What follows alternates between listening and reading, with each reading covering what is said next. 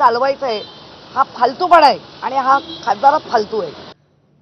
तर राज्यामध्ये एकीकडे मराठी हिंदी भाषा वाद सुरू असताना दुसरीकडे राष्ट्रवादी शरद पवार पक्षाकडून हिंदी भाषिकांना मराठी शिकवली जाणार आहे।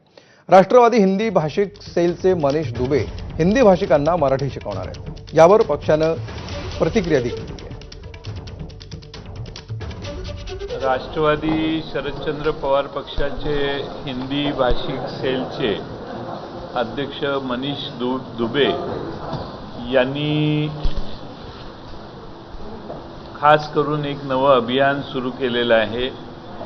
जे हिंदी भाषिक आहेत त्यांना जर मराठी शिकायचं असेल तर या अभियानाचा त्यांना फायदा होऊ शकतो।